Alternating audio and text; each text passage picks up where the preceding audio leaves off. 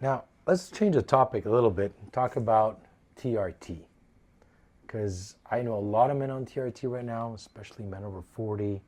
It's more common. And the first thing I wanted to ask you, what are the causes of low TRT?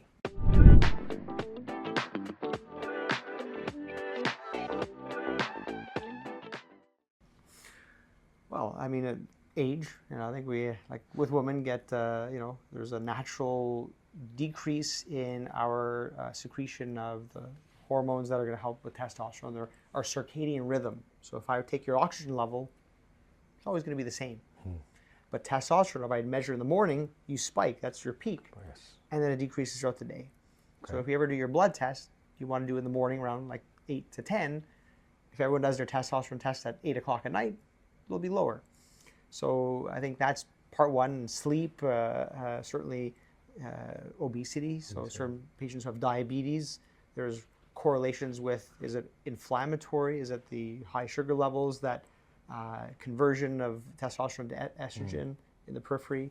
So there's different factors, but the most common, I would say, just age and So just naturally, as we're getting older, our TRT levels will go down. Is that a fact, or is it?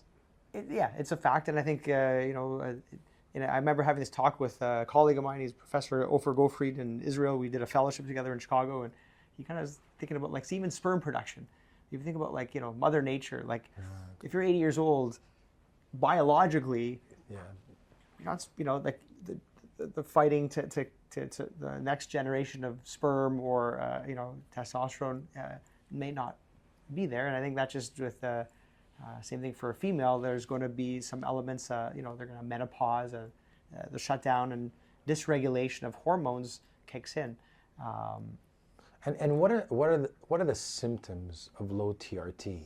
Like if it's a natural process, at what time or age do we say, okay, I have all the symptoms, low TRT? So what are the symptoms? So technically it's called andropause. Like Andropause. There's menopause and there's andropause. Okay.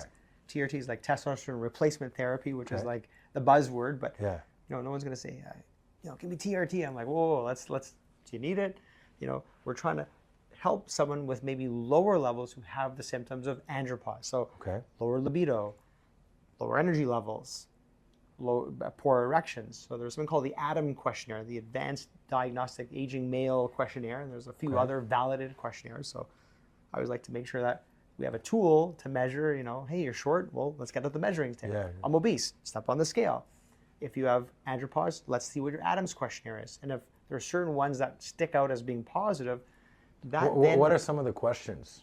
I believe there's a series of them that are going to be yes or no, and there are certain ones that stand out if you have low sex drive, erectile dysfunction, easy fatigue, weight gain. Some people have so low testosterone. We see this with men with prostate cancer, hot flashes, right? So there's vasomotor instability, and so those are the kind of things where, all right, well, let's go ahead and measure your testosterone, but also make sure there's not like other hormones that are off the charts.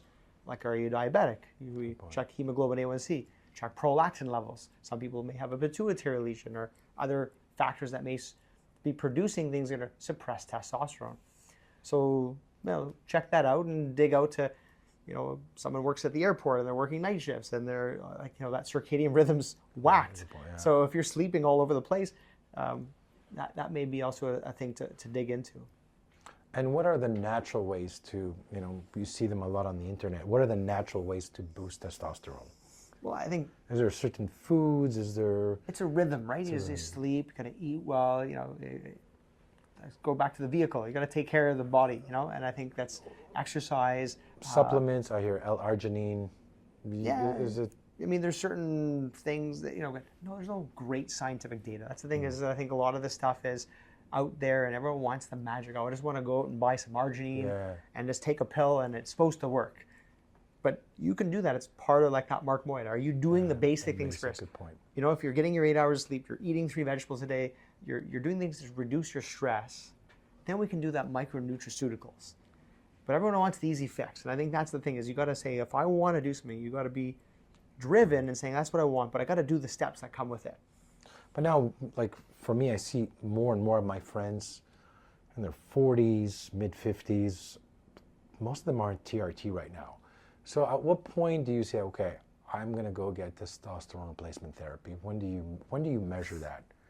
Well, again, I think if you are having symptoms, I've seen men in their, late 40s, earlier ages, not necessarily 60 plus, but 40s and 50s. And I think many other factors you got to dive into individually. Yeah. But if they're having the symptoms, they're obviously bothering them, and some people just, they get into the cycle. They have this sort of like metabolic syndrome. They're gaining weight.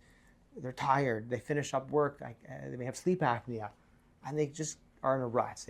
We try to say, look, try to get in the diet, exercise, and then you do the blood test, and wow, that's really low. So, and I've had a few men where we've treated them, and that then initiates the cycle. They feel more, energetic. They're going to go to the gym. They're going to gain the muscle, and then we spin them back in the other direction with obviously close follow-up and making sure that their labs are good. And there's certain things that we have to check on.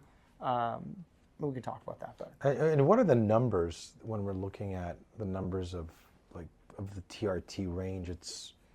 So if you do your blood test, you check your testosterone. Yeah. And every lab has different results. Some are like 6 to 25, 10 to 22. Everyone's gonna have a different range, and I think. But is there a Canadian standard, or? There are, again, different societies that have different ranges, and I think I will always look at even cholesterol. Some people may be high end normal, but there is a spectrum, and we have to kind of look at that in the context of what the patient has. So someone may be tired and fatigued, and I check their testosterone low normal, but they're in the normal, but their thyroid's off the chart. Well, let's work on that first. That's the flagrant issue. Manage that, and then check again. And I think sometimes having a couple of sequences, knowing that you're going to have cycles, and you're going through divorce, and you went and lost your job. So that's one of those conversations we have individually with the patient. How can I help you? And I want to make sure that we're a team in this, that there's good, close follow-up. It's not just, here's a script and come when you want. It's, you initiate, we'll have a follow-up. It's not Amazon now. It's not like you do your treatment, be it transdermal or injectables, and you'll want to have the idea that usually at 3 months, it may take that long before you start seeing the energy, the libido, and so forth. And then by 6 months onward, you'll get the other strength, bone, cardiovascular benefits that one may get with TRT.